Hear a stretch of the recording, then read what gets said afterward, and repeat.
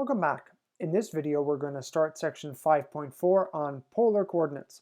The goal of the section is to learn to switch between Cartesian coordinates and polar coordinates, and to become familiar with graphs of certain well-known polar curves.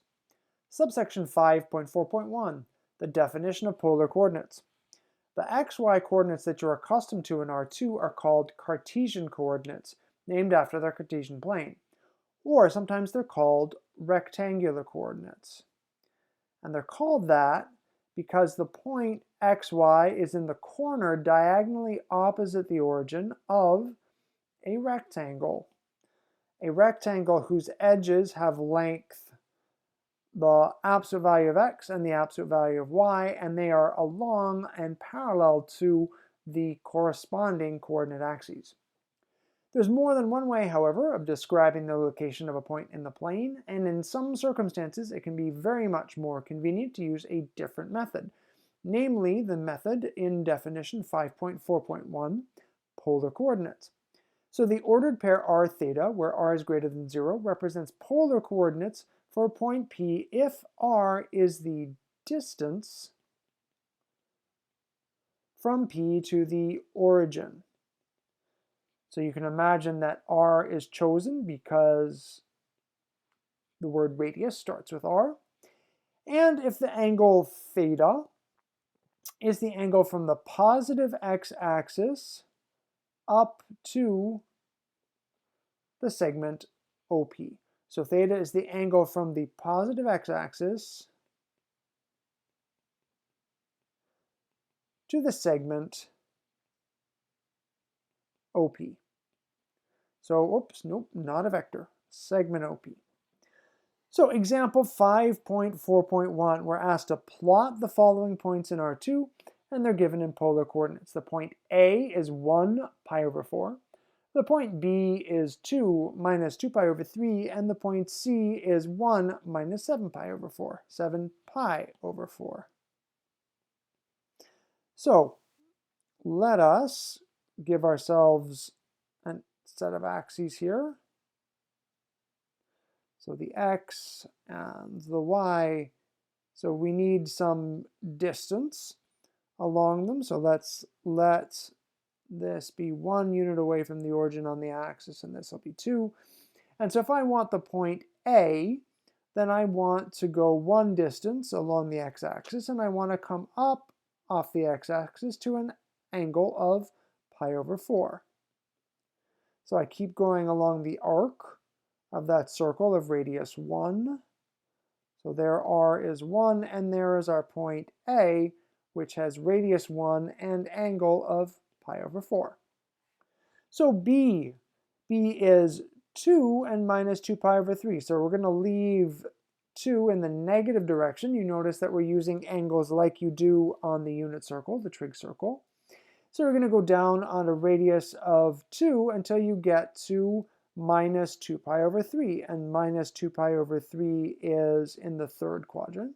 So this is the angle here of minus 2 pi over 3. And you continue down on that arc of radius 2 until we reach that point. So the radius here, r is 2. Our angle is minus 2 pi over 3, and so here's our point B, which is 2 and minus 2 pi over 3. So lastly, our point C. So we're starting on our radius 1. This time we're going in the negative direction, 7 pi over 4. 7 pi over 4 leads us to, well, that's 2 pi over 4. Halfway here is 3. 4 pi over 4 when I reach the axes, 5, 6, 7 pi over 4.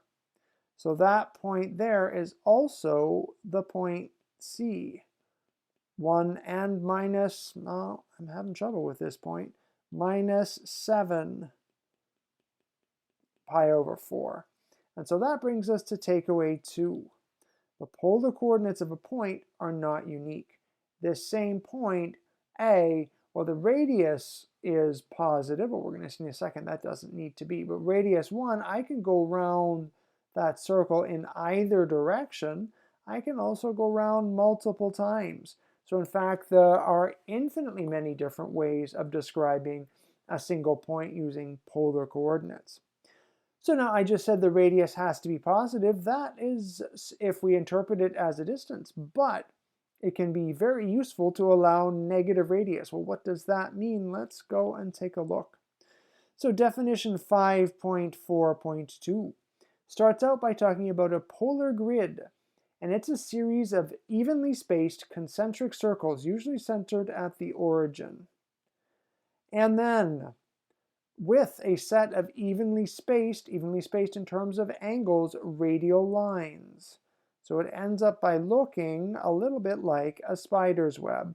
This is sometimes also called polar graph paper, but this is a polar grid. Definition 5.4.3. Here, now we allow negative numbers. So if r is positive, negative r is negative.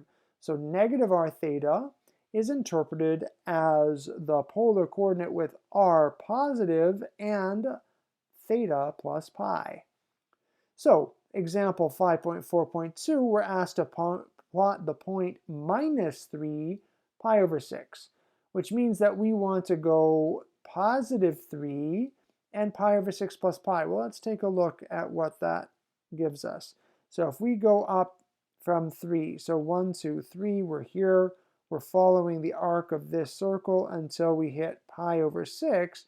Well, that's not our point. That's our point 3 and pi over 6. We want minus 3 pi over 6, which means that we have to add pi to our angle. What do you get when you add pi to an angle? You get a straight line. So plus pi here gives us an angle. From here out, again, we're on our same circle of 1, 2, 3. Straight angle down here. Here's our point of minus 3 pi over 6. Now you see that is also an angle of 7 pi over 6. So I can say that is the same point as the point positive 3 and 7 pi over 6. So you can either think of adding pi, right? This angle here is when I've added pi to pi over 6. Or you can think about coming out to the angle of pi over 6, right? Coming out to the right way. And instead of going in the positive direction, you go from the origin in the negative direction. So either way, however you think about it, that is where you would plot a point with a negative radius. In the next video, we're going to look at how to convert to and from polar coordinates. See you then.